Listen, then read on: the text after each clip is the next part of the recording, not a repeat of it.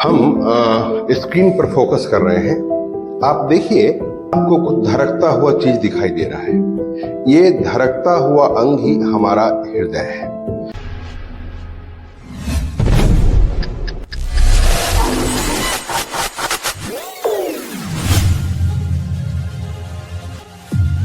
Good evening, मैं हूं doctor धीरज शांडिल, पेशे से मैं हार्ट सर्जन हूं। आज हम वीडियो के माध्यम से सरल भाषा में समझते हैं कि इकोकार्डियोग्राफी क्या है। कार्डियोग्राफी एक बेहद ही सिंपल टेस्ट है।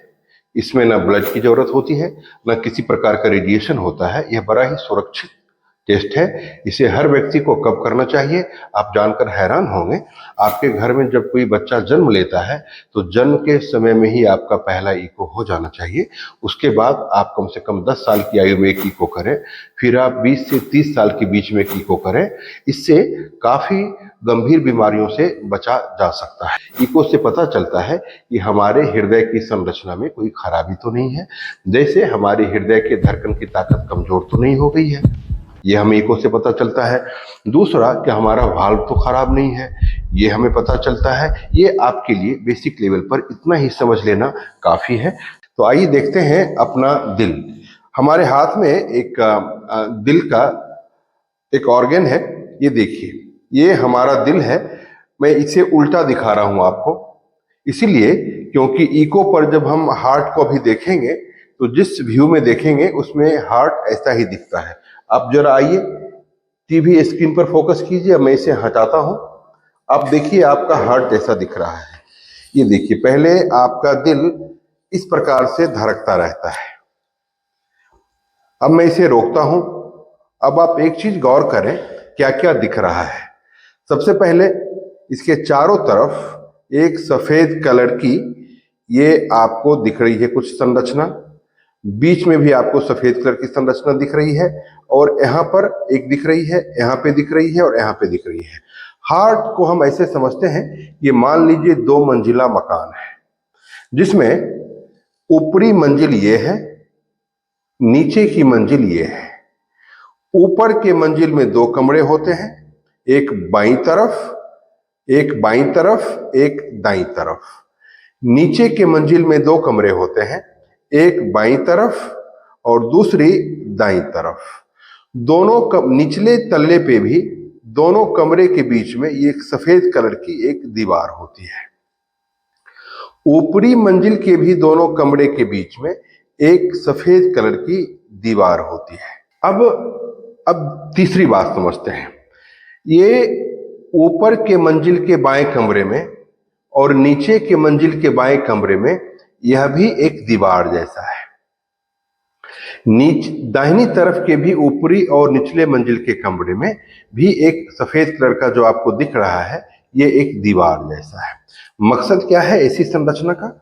मकसद यह है कि आप ऊपरी तल्ले के बाईं कमरे से सिर्फ और सिर्फ निचले तल्ले के बाईं कमरे में जा सकते हैं, और निचले तल्ले के बाईं कमरे से आप ऊपर के बाईं कमरे में भी नहीं आ सकते हैं।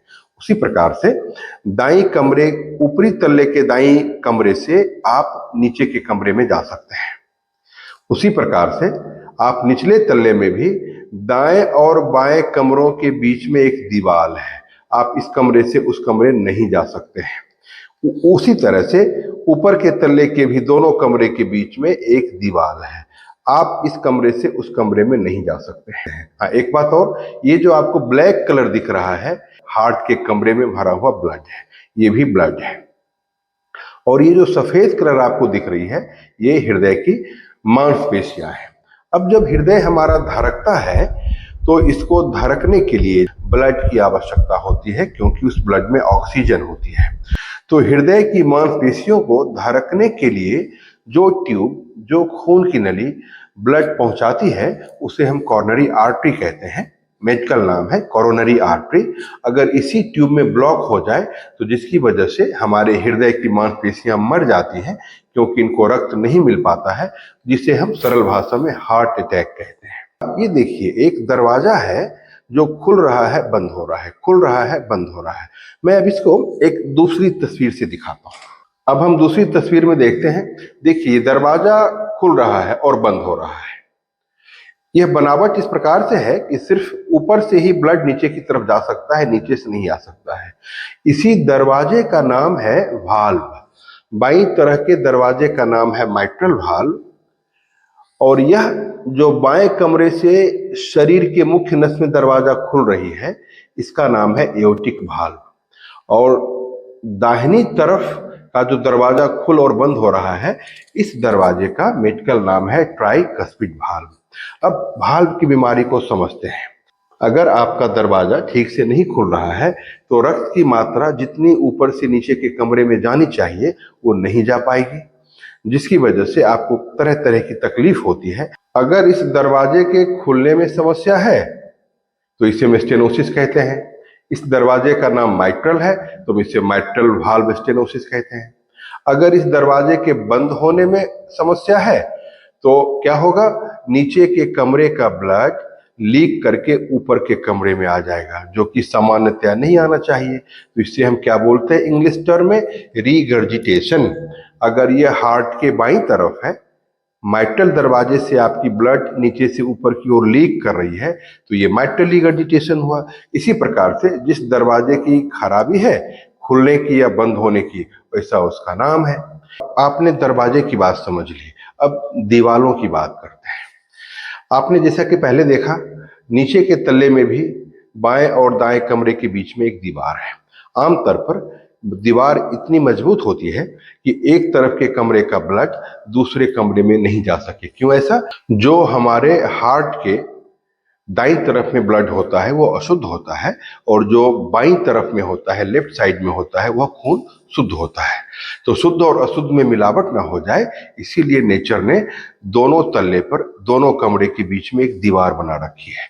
अगर निचले दोनों कमरे के बीच की दीवार में सुराख हो जाए, इसे ही तो कहते हैं दिल में छेद की बीमारी। इसका नाम VSD है। अगर ऊपरी तल्ले के कमरों के दीवार के बीच में सुराख हो जाए, जो कि अमूमन जन्मजात बीमारी होती है, अगर हो जाए तो इसे ही तो दिल के छेद की बीमारी कहते हैं। आपके घर के हर व्यक्ति का हार्ट का इको अवश्य होना चाहिए। अब हम देखते हैं कि हृदय की मांसपेशी जो धड़कती है, इसके धड़कने की ताकत समान है कि नहीं, यह भी हमें इको मशीन बताता है। कैसे? जरा आप स्क्रीन पर फोकस करें। आप देखिए, यह एक इको का अलग व्यू है। एक अलग एंगल से हार्ट को देखा जा रहा है, और ये आपके हार्ट के नीचे के तल्ले का बाएं का कमरा ही आपके हार्ट का सबसे मुख्य कमरा है। यही कमरा आपके पूरे शरीर को रक्त पहुंचाता है। इस कमरे की ताकत सबसे ज्यादा होती है। इस कमरे की मांसपेशियां मर जाएं या हार्ट अटैक हो जाए तो आदमी सबसे ज्यादा सीरियस हो जाता है, और इसी की वजह से अक्सर ज्यादा जानें चली जाती हैं। अब देखिए, ये चारों तरफ से एक रिंग जैसा हृदय की मांसपेशियां बिल्कुल ही बराबर सिकुड़ रही है। अगर कोई हिस्सा की सिकुड़न कमजोर है तो इसका मतलब हुआ कि उस हिस्से में रक्त उतना नहीं पहुंच रहा है जितना पहुंचना चाहिए। टेक होम मैसेज है कि हार्ट की बीमारी इतनी भयावह है, आए गए दिन हम सुनते रहते हैं अचानक होता है। आपको एक बात मालूम है, हार्ट की लगभग सारी बीमारियां अचानक नहीं होती है।